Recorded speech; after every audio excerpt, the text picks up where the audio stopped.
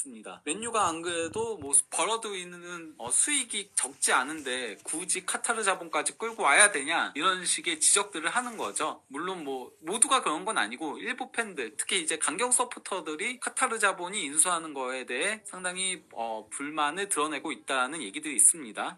그래서 이제 카타르 자본도 팬 참여를 통해서 맨유의 발전을 조금 더 도모하겠다는 형식으로 이제 팬들을 설득하려고 하는 움직임을 가지고 있다라는 얘기들이 어제 보도 내용에 있었죠. 그 외에도 이제 이네오스 회사를 운영하고 있는 래클리프 경이 맨유 인수를 가장 먼저 드러낸 인물이었죠. 근데 이제 그 래클리프 경의 재산이 영국에선 가장 갑부지만은 20조에서 40조 선으로 추정되고 있거든요. 반면 이제 알타닌, 그 카타르 국왕인 알타닌은 600조 재산가고요. 그러다 보니까 이제 맨유 보드진들은 래클리프가 그의 회사인 이네오스를 홍보하기 위해서 맨유를 활용하고 있다라고 생각해서 인수에 부정적이라는 얘기가 있고요. 또 이제 사우디도 맨유 인수에 관심이 있다는 보도들이 있었을 때 영국 현지 언론들은 현재 그 사우디 국부 펀드가 뉴캐슬을 보유하고 있으니까 이건 불가능하다 이렇게 전망들을 했었거든요. 하지만 사우디 역시도 카타르처럼 민간 펀드를 활용해서 인수에 나설 가능성이 있다라고 합니다. 안 그래도 그 압둘 아지즈 빈 투르키 알파이상 사우디 스포츠 장관이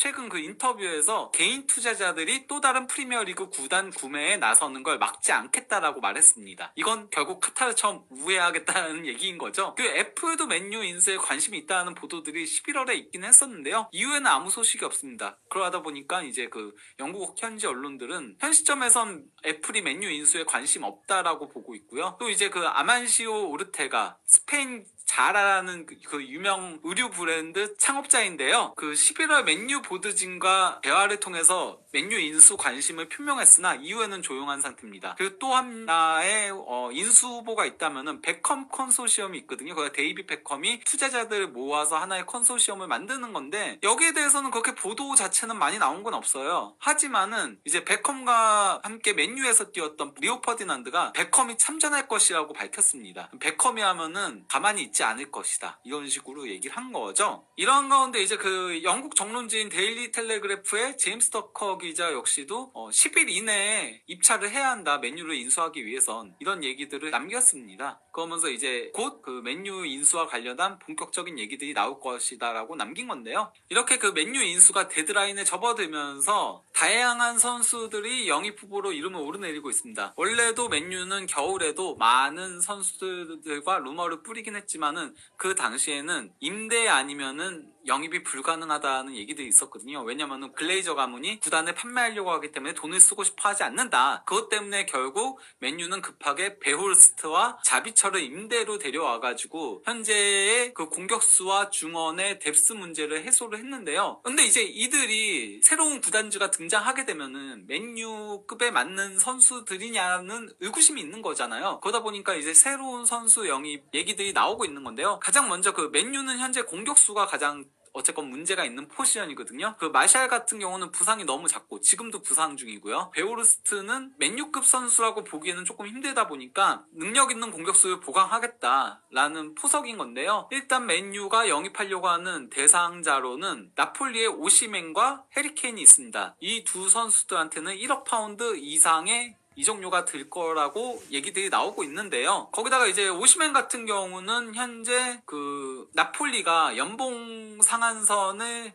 도입할 계획이면서 그러면서 오시멘을 잡기 힘들지 않겠냐라는 보도들이 나오고 있고 그리고 또 이제 케인 같은 경우는 계약 기간이 이제 2024년 여름까지니까 재계약을 하지 않으면 2023년 여름에는 판매해야 되는 거 아니냐는 얘기들이 있습니다. 근데 일단 뭐 오시멘의 경우 데 라우렌티스 나폴리 구단주가 뭐라고 했냐면요. 나는 오시멘이 나폴세일이라고 말할 수 있다. 우리 선수들은 많은 그 이적설에 이름을 오르내리고 있지만 난 아무도 팔지 않을 것이다. 우리는 빚이 없다. 이런 얘기를 한 건데 뭐 그렇다고 하더라도 김민재 선수는 바이아웃이 있으니까 조금 다르겠죠. 어쨌건 간에 뭐 오시멘을 판매하지 않겠다라고 얘기를 했습니다. 하도 보도가 많이 나왔으니까요. 어제 하루 종일 오시멘 관련한 보도들로 시끄러웠죠. 그리고 이제 케인 같은 경우는 영국 정론지 타임스의 보도에 따르면은 토트넘이 케인을 프리미어리그 구단한테는 팔고 싶어 하지 않는다. 팔지 않을 것이다 라고 보도를 한 겁니다. 그러면서 프리미어리그가 아닌 구단에는 팔 수 있다라고 그렇게 내용을 전했습니다. 또 다른 맨유의 공격수 후보로는 콜로무아니가 있습니다.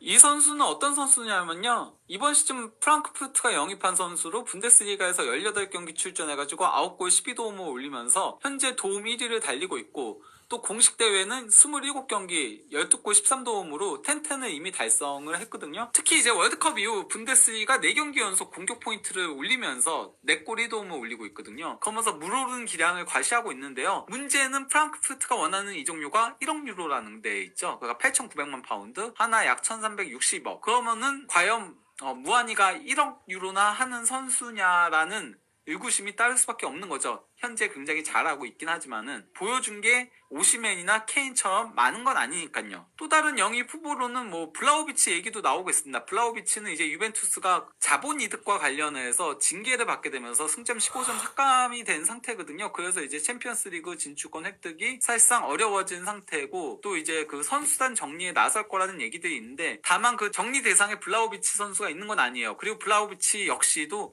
유벤투스에 대한 애정을 계속 드러내고 있긴 하거든요. 하지만은 챔피언스리그에 못 나간다면은 어떻게 될지 모른다라는 거죠. 그 외에 더선에서는 맨유가 오시맨 영입에 실패할 경우 타미 에이브러햄을 영입할 것이다라고 후보로 올려놓고 있다라고 이제 보도를 한 건데요. 이건 저는 그렇게 현실성이 없다고 생각합니다. 아니, 카타르 자본이건 아니면 뭐 다른 자본이건 간에 큰 자본이 인수하게 되면은 에이브러햄이 눈에 차지 않겠죠. 물론 뭐 에이브라임이 지난 시즌에 세리에아에서도 17골 4도움을 기록했었고, 공식 대회 27골 5도움을 기록하긴 했지만요. 이번 시즌에는 28경기에 7골 5도움에 그치고 있거든요. 그냥 부진에 빠져 있기 때문에, 거기다 이 선수가 2시즌을 연달아서 좋은 모습을 보여준 적이 없어요. 첼시에서도 데뷔 시즌 좋은 모습 보여주다가 그 다음 시즌 부진했고, 로마 와서도 현재 데뷔 시즌 좋은 모습에 그 다음 시즌 부진하기 때문에 타미는 저는 아닐 거라고 봅니다. 그리고 이제 미드필더 영입 후보도 있는데요. 데클란 라이스가 대두되고 있죠. 근데 다만 그 웨스트햄이 원하는 이적료가 1억 5천만 파운드, 한화 약 2,300억이라고 하더라고요. 거기다가 라이스의 계약 기간이 2024년 여름까지긴 한데, 데이빗 모예스 감독이 우리는 라이스한테 1년 연장 옵션이 있다. 그렇기 때문에 당장 안 팔아도 된다. 그러니까 1억 5천만 파운드를 내놓아라. 이렇게 얘기하고 있는 겁니다.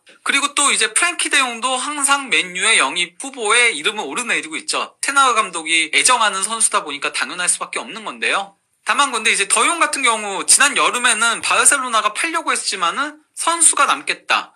무엇보다도 선수의 약혼녀가 바르셀로나를 좋아한다. 거기 사는 걸 좋아한다. 그렇기 때문에 바르셀로나에 떠나고 싶지 않다라는 그런 얘기들이 나오다가 결국 잔류하게 된 케이스였는데요. 지금은 바르셀로나도 더용은 판매 불가라고 얘기하고 있습니다. 라포르타 회장도 아예 1월에 공개 석상에서 얘기를 했었고요. 거기다가 뭐 더용도 바르셀로나 생활에 만족해하고 있고, 더용의 약혼녀도 바르셀로나 생활을 좋아하고, 심지어 그 2월 7일에 더용 약혼녀가 인스타그램으로 Q&A 시간을 가졌는데, 맨유 팬들이 자꾸 그 맨체스터로는 더용이 언제 오냐 이런 질문들을 올리니까 유로파리그 플레이오프 원정 경기 일정을 딱 올리면서 그때 간다라는 식으로 얘기를 한 겁니다. 약간 좀 이것 때문에 맨유 팬들이 기분 나빠했다는 얘기들이 있는데, 저는 먼저 이런 질문들을 한 거가 더 잘못된 게 아닌가 싶긴 합니다. 그리고 뭐 벨링엄도 맨유의 영입 대상에 당연히 이름을 올리겠죠. 이제는 돈이 충분할 가능성이 높으니까요. 인수가 된다면요. 근데 이제 벨링엄도 너무 많은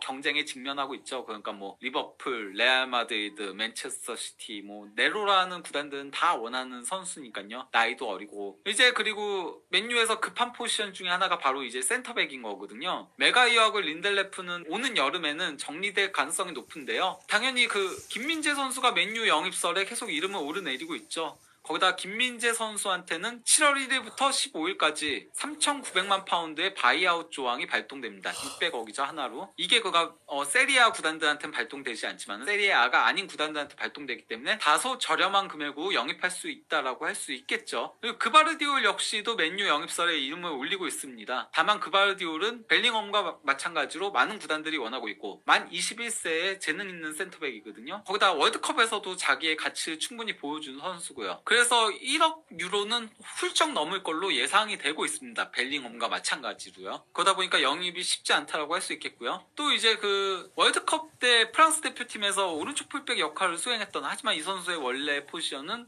중앙 수비수죠. 악셀 디사시 역시도 맨유 영입설에 이름을 오르내리고 있는 선수긴 한데요. 만 24세인데 저는 디사시는 물론 뭐 이 선수가 재능 있는 선수라고 하더라도 맨유의 우선 영입 목표에서 이제는 사라지지 않을까 싶은 생각은 들긴 합니다. 물론 보결로는 있긴 하겠지만요. 일단은 그바르디올이라던가 김민재 선수 영입 쪽으로 먼저 가고 나서 안 되면 디사시 쪽으로 가지 않을까 싶은 생각이 들긴 합니다. 그리고 골키퍼 영입 후보로는 일단 뭐 다비드 라야가 있습니다. 브렌트포드의 골키퍼로 발밑이 상당히 좋죠. 그래서 테나흐 감독의 성향과도 잘 맞는 선수라고 할 수 있습니다. 그리고 또 다른 골키퍼 영입 후보로는 픽포드가 있는데 픽포드는 계약 만료기 때문에 이제 이름을 오르내리는 거라고 보고요. 다만 이제 테나흐 감독의 성향과는 맞지 않는다라고 보이죠. 이 선수는 그렇게 발밑이 좋은 골키퍼는 아니니까요. 그 외에도 LADBG의 선수들이 영입 후보로 많이 이름을 오르내리고 있긴 하거든요. 일단 아약스의 팀버 같은 경우는 이미 지난 여름에 맨유가 영입하려고 했고 거의 영입이 성사될 뻔했죠. 선수도 맨유 이적을 하려고 했으나 이제 그 네덜란드 대표팀 감독인 파날 감독이 팀버는 아직 어리기 때문에 맨유에 가게 되면 출전 시간을 보장받지 못하게 될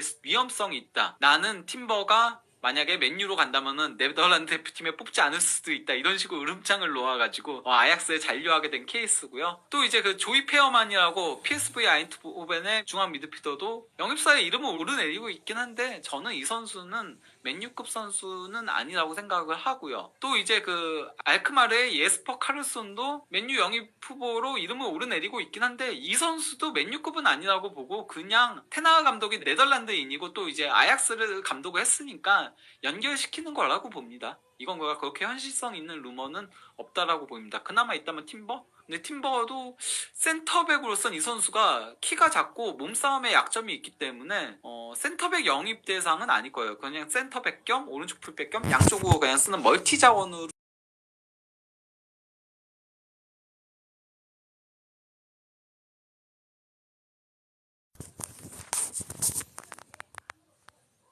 하면은 그냥 뭐 새로운 맨유의 베스트 11을 대략적으로 예상을 해본 건데요. 이건 그냥 제 마음대로 예상한 겁니다. 일단 최전방은 누가 오게 될지 모르겠어요. 물론 뭐 오시맨이나 케인이 온다면은 베스트라고 보긴 하는데 영입이 쉽지는 않아 보이기 때문에요. 만약에 오시맨이나 케인이 안 된다면 그래도 무한이는 영입이 충분히 가능할 걸로 보입니다. 다만 무한이가 온다면 좀 아쉽긴 하겠죠. 그리고 이제 이선에는 부페를 중심으로 레시포드와 그리고 오른쪽은 일단 산초 안토니를 워낙 비싸게 주고 영입했으니까 기회를 더 주지 않을까 싶긴 합니다. 그러고도 안 되면은 이제 윙포드 영입에도 나서겠죠. 그리고 더블 볼란테는 카세미르와 라이스가 설 걸로 보이고요. 여기 이제 공격을 강화한다면 이제 에릭센이 나오는 형태가 되겠죠. 그리고 좌우 풀백은 루크쇼와 달롯 그리고 팀버도 영입된다면은 이 자리에 설 수 있을 거고요. 근데 아직 풀백 쪽은 확실히 좋은 자원들이 많지가 않아가지고 링크가 그렇게 많이 뜨고 있는 건 아니에요. 그리고 센터백은 바람과 바람을 전해서 이제 김민재 선수를 이렇게 넣어봤습니다. 그리고 골키퍼는 라야 이렇게 베스트 11을 짜봤습니다. 이거 더선 같은 데서 항상 하니까 저도 그냥 재미삼아서 한 거니까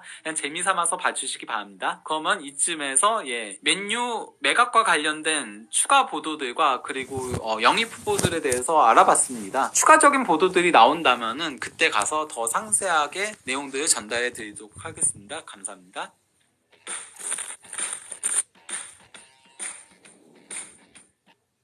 이사철을 앞두고 있지만 부동산 시장의 침체가 계속되면서 중개업소가 직격탄을 맞았습니다. 월세 내기도 빠듯한 업체들이 늘면서 중개업소 폐업이 속출하고 있습니다. 김호 기자입니다. 광주 상무지구의 한 부동산 중개업소입니다. 사무실을 임대한다는 현수막이 내걸렸고 내부는 텅 비었습니다. 월세를 감당하기가 힘들어가지고 적금을 해지해서도 계속 버텼는데 그거마저 힘들어서 그만두겠다고. 또 다른 부동산 중개업소. 급매물 안내문이 빼곡히 나붙었지만 아파트를 사겠다는 사람은 찾아보기 힘듭니다.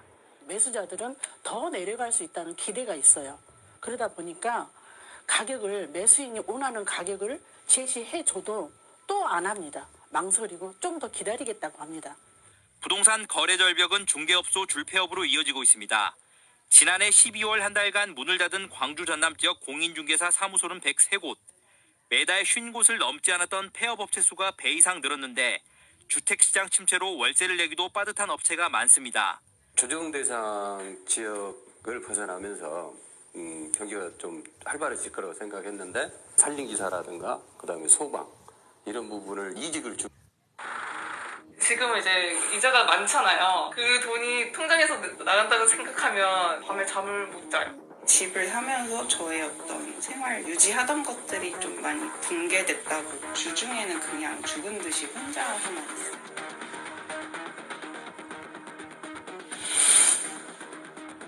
거래가 아주 절묘하죠. 거의 없습니다.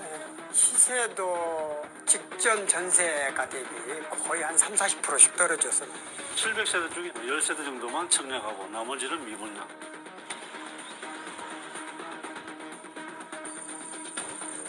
이미 주택가격이 시장에서 감당할 수 없는 수준까지 올랐고 버블이 조정될 수밖에 없는 타임에 금리 인상이 이제 더 트리거 역할을 더 한 바람에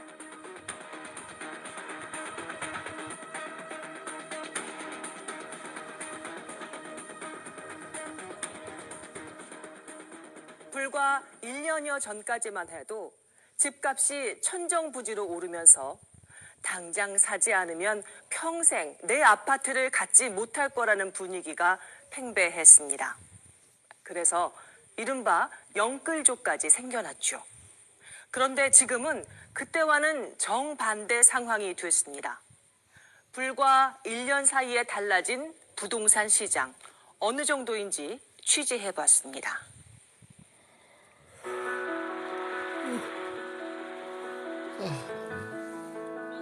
지난해 12월에 결혼한 김성훈 씨 부부는 각각 아파트 한 채씩 2채를 보유하고 있습니다.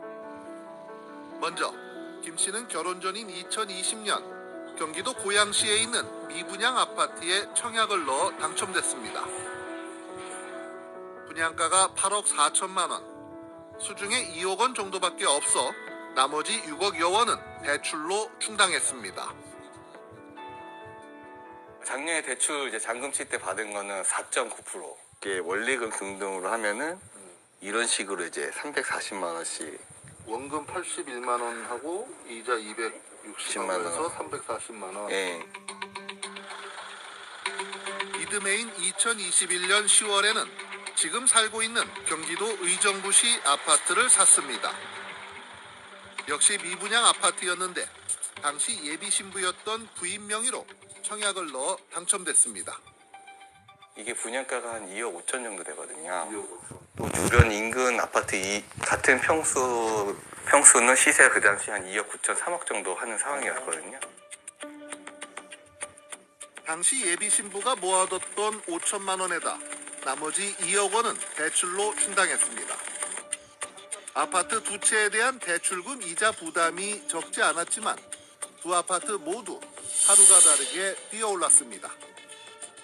부동산 하반기 때 4억까지 갔었고 고양 아파트는 8억 5천에서 얼마까지 갔었나요? 그거는 하반기 때 한 14억 조에 거래된 적이 있고 14억? 네.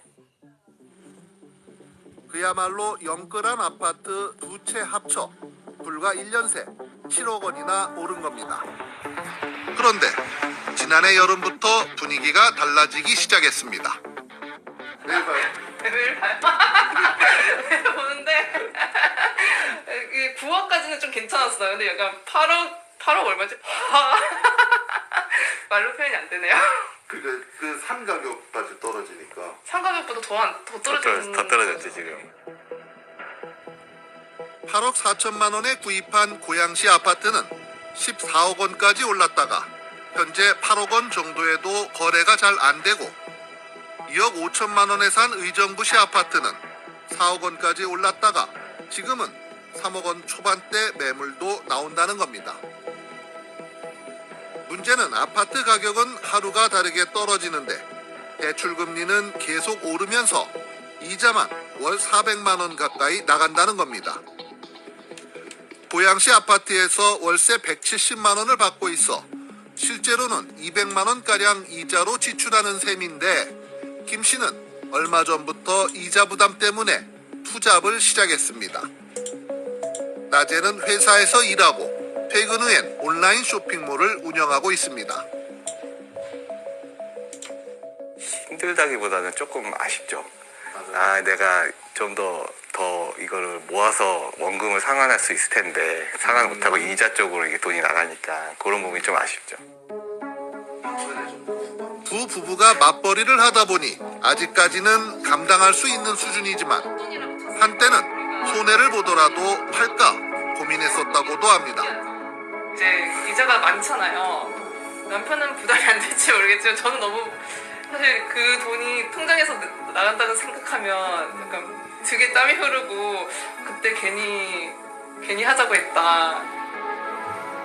무엇보다 걱정은 아파트 가격 하락과 금리 상승이 언제 끝날지 모른다는 겁니다. 저는 약간 스트레스를 잘 받아서 밤에 잠을 못 자요. 집값이 영원히 안 오르면 어쩌지? 그럼 남편이나 저나 뭐 회사를 잘리면 네, 어쩌지? 뭐 그런. 그 부담해야 될 이자는 많은데 네. 갑자기 수입이 중단될까봐 네. 제일 걱정이신 거군요. 네, 그런 거 있어요. 경기도 수원에 사는 30대 직장인 김수진 씨.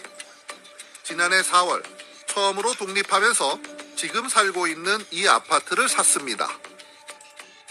살 때 되게 고민이 많았고 이렇게라도 시작을 해서 좀 동기부여를 좀 해서 해보자라는 마음으로 좀 무리를 많이 하긴 했습니다.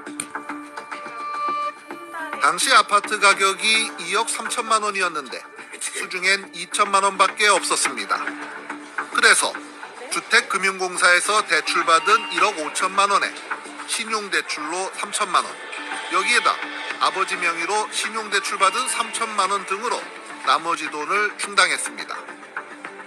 당시 아파트 가격은 하늘 높은 줄 모르고 오르기에 더 늦으면 영영 집을 살 수 없을 것 같은 조급함도 있었다고 합니다. 작년 같은 경우 뭐 영끌이 유행이래. 그럼 나도 사야지. 저도 사실 그 중에 한 사람이었거든요. 하지만 멈출 줄 모르고 뛰어오르던 아파트 가격은 불과 2달 뒤부터 떨어지기 시작했습니다. 눌러보면 떨어져 있고 또 뭐가 변동이 됐대요. 그래서 또 눌러보면 또 떨어져 있고 떨어져 있고 떨어져 있고 그걸 한 4번 겪으니까 에라이 이렇게 되더라고요. 게다가 금리는 계속 올라 매달 내는 원리금과 이자만도 150만 원 정도나 됩니다. 월 수입 230여만 원에서 관리비 등 고정 비용을 빼고 나면 매달 쓸 수 있는 돈은 50만 원 안팎에 불과하다고 합니다. 사실 상상이 잘 안 되실 것 같은데 30대 중반 여성이 이제 50만 원대로 생활을 한다는 게 사실은 쉽지 않은 부분이 있고 주중에는 그냥 죽은 듯이 혼자서만 있어요. 최대한 아껴 살아야 하다 보니 친구나 주변 사람 만나는 것도 피하게 되고 식사도 제대로 갖춰 먹지 못할 때가 많다고 합니다. 하루에 몇 끼 드세요? 보통 2끼 먹거나 1끼 먹을 때도 있습니다. 요즘. 한 끼 먹을 때? 네, 그러니까 입맛이 없어요. 제가 4kg, 5kg 빠졌어요. 냉장고는 거의 텅 비어 있고 한참 멋내고 다닐 30대 여성 직장인 치고는 살림살이도 단출합니다. 이런 상황에서 아파트 가격은 이미 2천만 원 넘게 떨어졌고 이자 부담은 갈수록 버거워졌습니다. 집을 사면서 저의 어떤 생활 유지하던 것들이 좀 많이 붕괴됐다고 보는 게 맞죠. 그때만 해도 계속 오르고 있던 시기라 몰랐죠. 제가 이렇게까지 밑빠진 독에 물을 붓고 있을 줄은 몰랐죠. 후회해본 적 있어요? 많이 합니다. 많이 하는데 어떡하겠어요. 제가 자초한 거잖아요. 2013년 이후 계속 오르다가 2019년부터 폭등하던 아파트 가격은 2022년 처음으로 마이너스로 돌아섰습니다. 작년 같은 경우는 거래량이 진짜 역대급으로 굉장히 낮았습니다. 서울 같은 경우에는 12월 달 아파트 거래가 1000건이 안 됐거든요. 근데 좀 급등한 지역들은 반값 정도로 실거래가가 찍힌 아파트들도 있기는 해요. 역대급 거래 절벽과 아파트 가격 급락. 가장 큰 이유는 금리 인상입니다. 코로나 사태로 0.5%까지 떨어졌던 국내 기준금리는 지난해 여름부터 오르기 시작하더니 올 1월엔 3.5%까지 올랐습니다. 그 시장 참여자들이 수요자들이 도저히 감당할 수 없는 주택 가격의 고점, 임계점을 돌파했기 때문에 시장은 일단 일시적으로 패닉 상태가 된 겁니다. 이미 주택 가격이 시장에서 감당할 수 없는 수준까지 올랐고 버블이 조정될 수밖에 없는 타임에 금리 인상이 이제 더 트리거 역할을 더 한 바람에 짧은 기간에 하락폭이 크다고 느끼겠죠. 실제로 부동산 시장 분위기는 어느 정도일까? 지난해까지 아파트 가격이 가파르게 상승했던 서울 목동 지역. 한 부동산을 찾아가 봤습니다. 최고가가 한 19억 정도 갔죠. 그런데 지금은? 지금은 5억 정도 빠져서 나오지만은 거래가 안 되죠. 네. 가격은 이렇게나 떨어졌는데도 거래는 거의 씨가 마른 상황입니다. 2021년도 서울 그 정보광장 통계 보면은 아파트 매매 건수가 한 4만 건 정도 됐는데 작년 22년에는 12,000건 정도밖에 안 됐습니다. 20년, 19년은 거의 10만 건, 뭐 8만 건 이랬어요. 그럼 그때 비교하면 지금 10분의 1 토막 난 거예요? 그러죠. 부동산 중개를 시작한 지 20년 동안 이렇게까지 거래가 없었던 적은 없었다고 합니다. MB 정부 때나 박근혜 정부 때도 안 돼도 이렇게 거래는 조금씩 되면서 회전은 되면서 이렇게 하락을 한 달치 했지 이렇게 급락하면서 거래가 완전히 막히고 또 임대차까지 이렇게 부동산에서 막힌다는 것은 뭐 전례가 없었습니다. 경기도 판교의 한 오피스텔 건물. 한때 실수요자들은 물론 투자자들 사이에서도 뜨거운 관심을 모았던 곳으로 2018년 11월 분양 당시 경쟁률이 평균 54대 1이었습니다. 워낙 인기가 많다 보니 지난해까지만 해도 가격이 2배 가까이 뛰어오르기도 했습니다. 분양가는 층이랑 향에 따라 조금씩 다르기는 한데요. 평균적으로 보면 11억 중반 정도, 실제로 실거래가에 20억 9천만 원이 찍힌 적이 있어서 실제로 그쪽 정도의 거래가 됐었는데 지난해 8월부터 입주가 시작됐는데 건물 전체가 썰렁합니다. 1층과 지하 1, 2층에 있는 상가 점포들은 아직도 텅텅 비어 있습니다. 이게 다 빈 거예요? 네, 다 비어 있습니다. 이 오피스텔 건물의 상가 점포 380개 가운데 임대가 된 곳은 손에 꼽을 정도입니다. 380개 중에 몇 개나 쳤나요? 그래도 한 30개 정도는 임대가 380개 점포 중에 30개? 네. 그러면 나머지 340개 점포는 지금 이렇게 비어 있는 거예요? 그렇죠. 오피스텔도 상황은 비슷합니다. 오피스텔 577세대 가운데 직접 입주하거나 임대가 된 건 30% 수준. 나머지 70%는 모두 비어 있습니다. 왜 이렇게 임대가 안 되는 걸까? 보통 임대인분들은 수익률로 계산을 해서 요구를 하시는데요. 분양가 대비해서 뭐 한 수익률 4% 5% 이상은 받아보고 싶은데 실제로 계약이 되는 거는 3% 미만의 계약이 진행되고 있습니다. 네. 그럼 은행 금리만 더 올라간 상황이네요. 대출을 많이 일으켜서 투자를 하셨던 분들은 이러지도 저러지도 못하는 상황이 된 겁니다.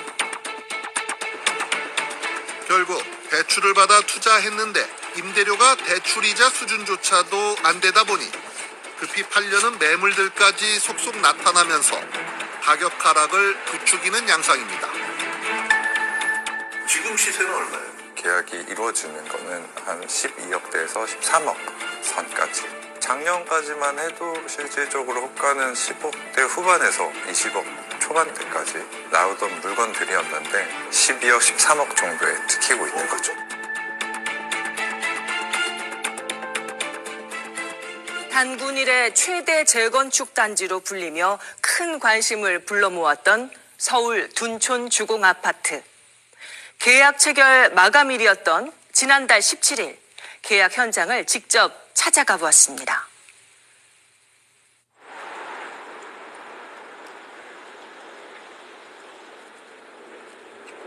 오늘 계약하러 오신 거예요? 네. 계약하실 때까지 요즘 막 금리 높고 그래서 고민은 좀 안 하셨나요? 고민 많이 했죠. 많이 했죠. 아, 고민 많이 하셨어요? 대출 받아 온 거예요. 대출 받아. 몇 달 지금 한 2달 동안 고민 엄청 하다가 지금 오늘 나온 거예요. 정부가 안 풀어줬으면 포기했어요. 아파트 가격이 계속 떨어지는 상황에서 매달 대출이자로 100만 원 넘게 낸 생각하니 망설일 수밖에 없었다는 겁니다. 청약에 당첨돼 기뻐했던 것도 한때 계약할지 말지를 놓고 가족회의도 여러 번 했다고 합니다. 뭐 불화도 많았고 그것 때문에 불화도 많았고. 불화도 있었어요? 네, 괜히 넣었다, 뭐 넣어서 됐다, 뭐 이거 뭐 후회도 크고. 제가 넣으라 그랬거든요. 근데 되니까 또 잘못한 사람이 된 거죠. 다른 당첨자들도 상황은 비슷해 계약을 결심하기까지 고민이 적지 않았다고들 합니다. 어떤 고민하셨어요? 가장 큰 고민은 다른 집이 얼마나 떨어질까 가장 큰 고민. 왜냐면 여기 할지 딴 데를 할지 선택을 해야 되니까. 당연히 고민했죠. 집 있는 애들은 무조건 구하라 하고 없는 애들은 하지 마라. 집값 떨어지면 분양가 밑으로 떨어질 수 있다 했는데. 이날 계약이 마감된 후에도 계약률은 공개되지 않았습니다. 정확한 수치는 알 수 없지만 당시 60-70% 정도로 추정되고 있습니다. 로또 청약, 단군 일의 최대라는 수식어가 붙었던 명성에는 걸맞지 않는 성적표입니다. 일단 건설사와 조합 입장에서는 실패한 건 아닙니다. 다만 시장 입장에서 분양사 입장에서는 절반의 실패 가깝죠. 강남이라는 희소성, 4구라는 희소성, 단군 1의 최대 단지라는 랜드마크성의 어떤 가치까지 다 가산한다라면 이런 분양 성적은 실패한 거죠. 그렇다면 전국의 아파트 분양 상황은 어떨까? 지난해 12월 미분양 아파트는 7만 가구에 육박합니다. 한 달 새 1만 가구 이상 늘었습니다. 전년도부터 그 미분양 증가 폭이 계속해서 좀 빨라지고 있는 상황이에요. 근데 중공업 미분양도 이제 앞으로는 조금 늘어날 그런 전망이에요. 그런 이유들은 사실 이제 건설사가 굉장히 뭐 부도나 이런 위기가 나올 수도 있는 거고 전체 거시경제 측면에서도 굉장히 안 좋은 영향을 미칠 수 있는 부분이기는 해요. 아파트 매매가는 물론이고 천정 부지로 치솟았던 전세가도 급격히 떨어지고 있습니다. 때문에 전세 만기가 다 되어도 새로 들어올 전세입자를 찾지 못했다는 이유로 보증금을 돌려받지 못하는 사례도 늘고 있습니다. 경기도 용인에 사는 현웅 씨 부부가 바로 그런 예입니다. 그 이후에 여보가 문자 안 했지? 문자는 했는데 아직 연락이 없어. 2년 전 전세로 구한 이 빌라에서 신혼살림을 시작한 현웅 씨 부부. 당시 보증금 2억 2,900만 원 가운데 1억 8천만 원은 전세 대출로 충당했다고 합니다. 올해 2월이 전세 만기라 지난해 9월 일찌감치 집주인에게 나가겠다고 얘기하고는 다른 집을 알아보다가 마음에 쏙 드는 아파트를 찾아냈습니다. 일단 집이 너무 마음에 들기도 하고 당장 이거 안 잡으면 안 되겠다 싶어서 바로 가계약을 했죠. 얼마 내고 했어요? 가계약금을 200 줬습니다. 200. 전세가가 4억 원이 넘던 아파트가 2억 원대에 나온 게 있어 다 계약금까지 주고서 급히 계약했다는 겁니다. 그런데 그 뒤 문제가 생겼습니다. 이제 집주인한테 저희가 언제쯤 나갈 건데 이때쯤에 전세금 주실 수 있냐고 물어보니까 그때 얘기를 하더라고요. 전세금을 줄 수 없다고. 결국 현웅 씨 부부는 마음에 쏙 들었던 아파트도 포기하고 가계약금도 날려야 했습니다. 그나마 전세 보증보험에 가입해둔 덕에 전세 보증금을 떼일 염려는 덜었지만 약속을 지키지 않은 집주인 때문에 삶의 계획이 틀어진 게 화나고 속상하다고 말합니다. 저희는 되게 가고 싶던 집을 못 갔고 또 가계약금을 걸었는데 그것도 못 받았고 처음엔 진짜 멘붕이었어요. 뭐 보증보험이 들어있긴 하지만 그래도 그쪽에서도 심사를 할 거고 또 그 사이에 뭔가 예측할 수 없는 일이 일어나면 어떻게 될지 모르니까 너무 불안해요. 지난달 서울 아파트의 전세가율은 52%를 기록해 11년 전 수준으로 되돌아갔습니다. 특히 재건축을 앞두거나 낡은 아파트의 경우 전세가율이 30%대까지 떨어진 곳도 있습니다. 대출이자가 크게 오르면서 월세로 갈아타려는 사람들이 늘고 있기 때문입니다. 임차인은 예를 들어서 전세자금 대출 이자가 많으니까 그분은 무조건 기간 끝나면 돈을 내주세요. 갱신도 나는 싫다. 그래서 그 돈 빼서 차라리 나는 월세 가야 되겠다는 그런 그 분위기고요. 네. 그럼 역전세네요, 그야말로. 그러죠. 그야말로 이제 거꾸로. 네. 지난 2008년부터 임대 사업을 하고 있는 이나랑 대표. 매일같이 전세가 하락을 실감하고 있다고 합니다. 지금은요, 매매 가격 하락치보다 전세 가격 하락치가 훨씬 더 큰 시장인 거예요. 지금 이렇게 큰 폭으로 내려간 거는요, 네, 처음이죠, 거의 전세 가격이. 최근 전세 만기가 돼 보증금을 돌려줘야 할 사례가 3건이나 있었다는데 4억 3천짜리였는데 집이 지금 이제 2억 5천으로 떨어져서 어저께 잔금을 상환한 집이었어요. 그나마 이럴 경우에 대비해 미리 준비해둔 현금으로 해결할 수 있었습니다. 저같이 이제 투자를 조금 오래 하다 보면은요, 그 전세금에 대해서도요, 약간 은행의 지급준비율 개념을 저는 생각을 해서 일정한 금액을 받으면은 이렇게 현금으로 좀 보관을 하는 그렇게 이제 투자를 해왔거든요. 하지만 이렇게 큰 폭으로 전세가가 떨어질 줄은 몰랐던 데다 역전세가 여러 건 동시에 일어나다 보니 이래저래 큰 애를 먹었다고 합니다. 올수리 조건 내걸은 적도 있었고요. 보증보험 대납은 당연히 해드렸고, 저는 심지어 중개 수수료도 제가 내드린 적도 있어요. 좀 많이 힘들었죠. 밤에 잠을 못 잔 적도 많죠. 세입자들하고 이 약속을 못 지킬까봐 걱정이 돼서. 게다가 임대 사업자들은 대출도 제한되는 데다 해마다 내야 하는 세금도 엄청나다고 합니다.